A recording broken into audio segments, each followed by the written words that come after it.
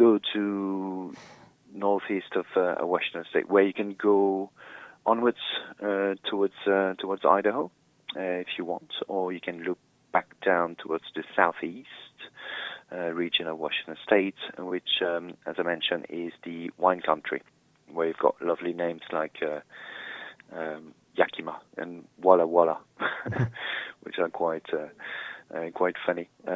All sort of Native American influenced names, etc. But the southeastern part of the state, where you go towards the Columbia River Gorge, is very, very, very different to the coastline areas where Seattle is. So you're going to find a landscape it's called the high desert, and it will be very, very similar to what you could find in Utah or Nevada along the Columbia River Gorge. It's going to be very very dry and very striking with the all the rock formations along the Columbia River Gorge. And then you've got the winelands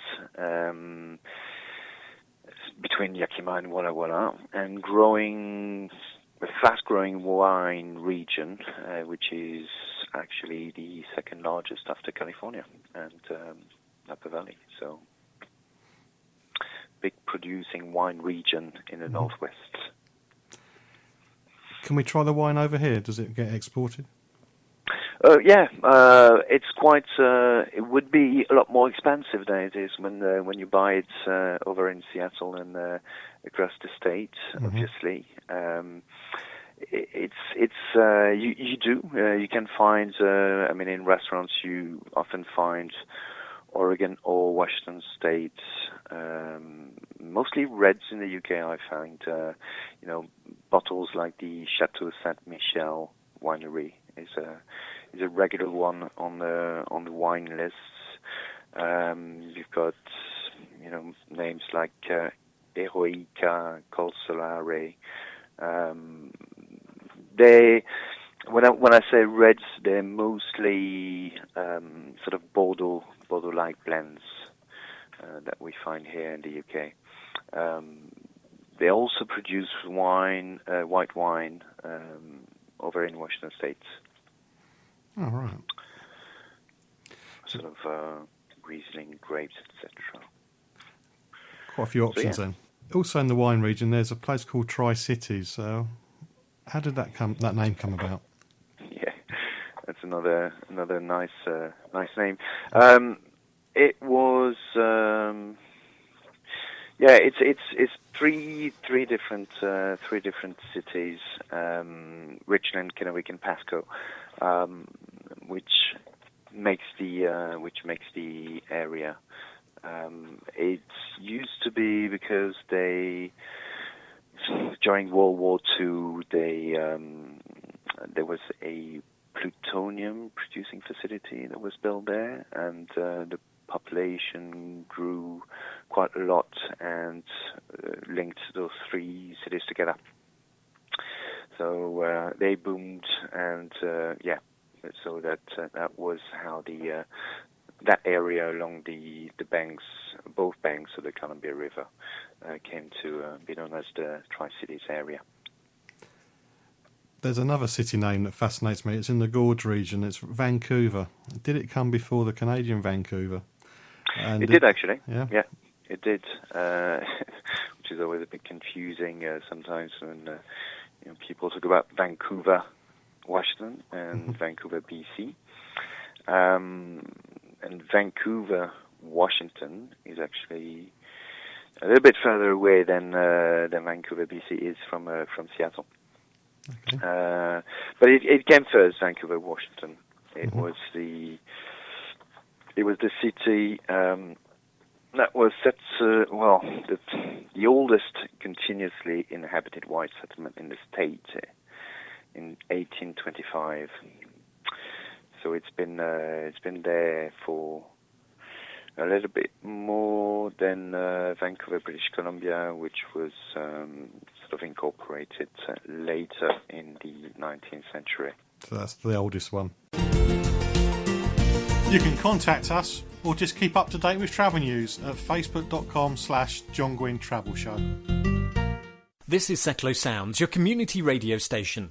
If you'd like to volunteer some of your time and skills with Seclo Sounds, send an email to volunteers@seclosounds.org and let us know how you would like to be involved.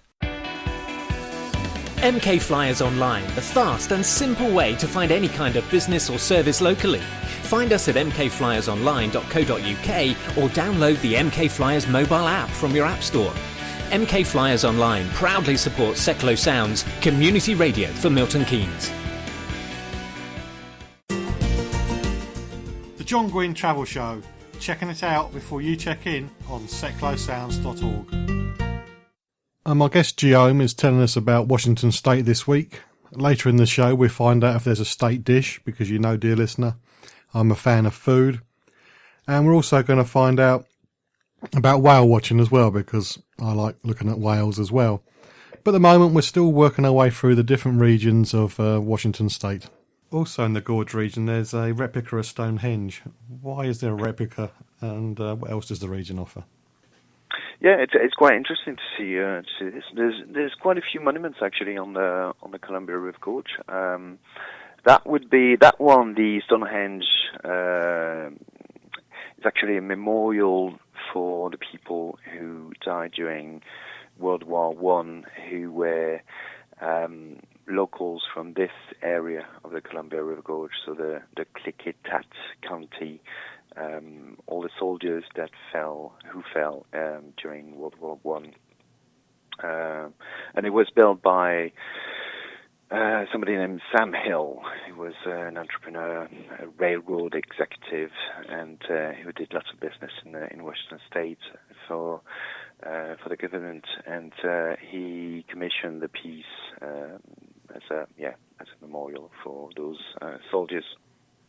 And it is an exact replica of Stonehenge. So why he chose this? I think it was because he was informed that the original one was used to be a sort of a sacrificial monument, and so he built the Stonehenge in Washington State on the banks of the Columbia River as a reminder that, you know, for all the people who would fall, who we sacrificed to the god of war. Mm-hmm. The first time I really found out about Washington State is when Mount St. Helens blew up. So how many volcanoes are there in Washington State? Are they active? And if there are some that are active, can you go and see the lava? Yeah, that's. I had to do a bit of research for that, because I didn't think you could see some lava. It's not exactly like the Big Island in Hawaii. I didn't think so, but you're right. The eruption of Mount St. Helens dates back to 1980, it did change the landscape completely. It's still one of those areas, one of those volcanoes that are really, really famous for the state. There are 8 volcanoes in sort of in the state of Washington, but in the volcano region. So we've got Mount Rainier, we've got Mount St. Helens, we've got Goat Rock, Signal Peak, Mount Adams, Simcoe, Indian Heaven, West Crater. So yes, Mount Baker, Glacier Peak. So the active volcanoes would be Mount Rainier, Mount St. Helens, and Mount Adams. You can't really see lava, but you could see a lava tube, which is quite extraordinary, and that's probably one of the most famous one is the one near at the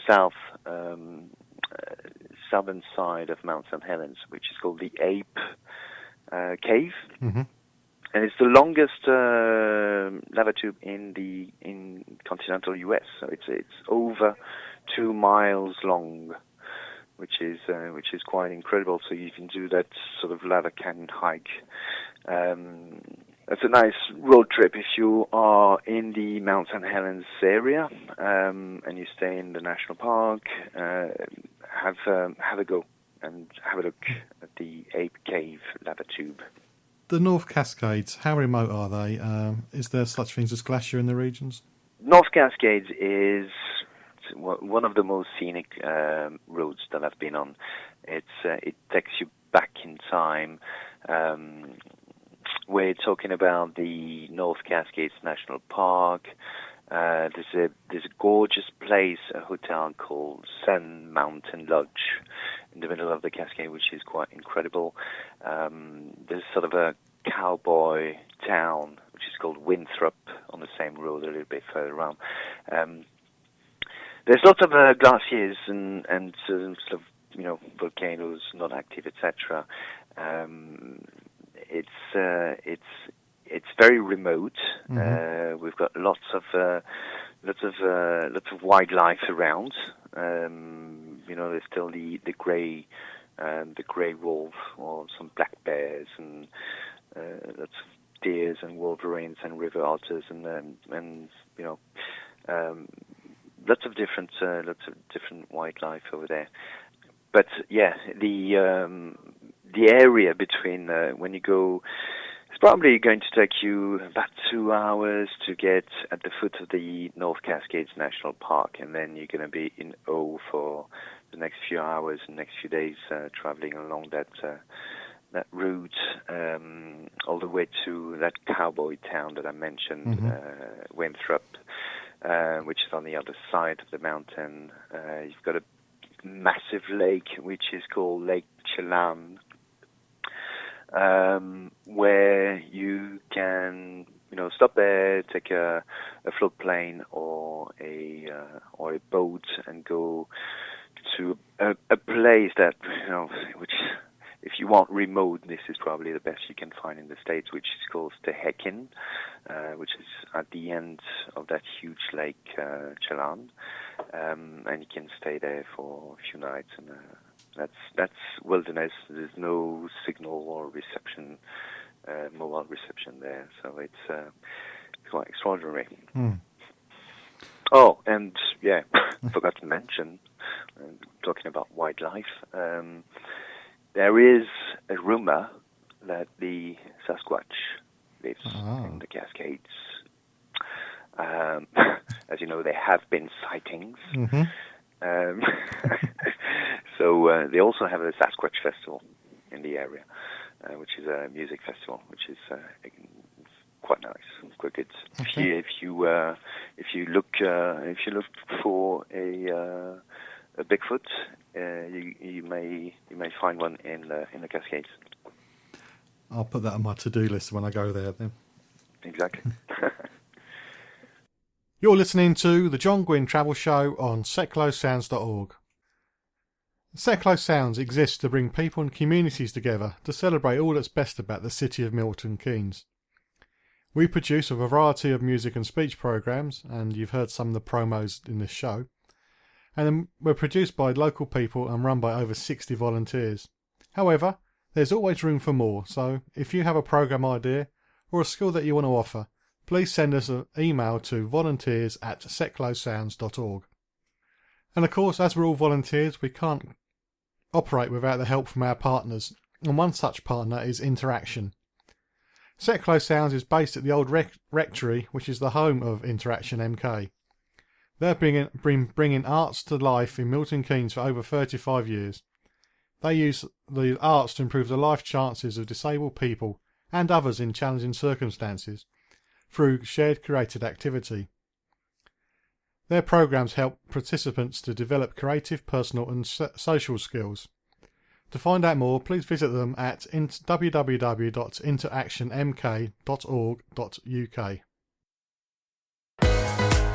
Step into the spotlight with me, Lucy, every Wednesday between 6 and 7 p.m. on Sasquatch Sounds. I'll have new music, the latest entertainment news, and interviews with local bands. If you're in a band, or if you have music that you think I should be playing, I'd love to hear from you. Email me, lucy@sasquatchsounds.org, and join me every Wednesday from 6 till 7 for Spotlight on Sasquatch Sounds.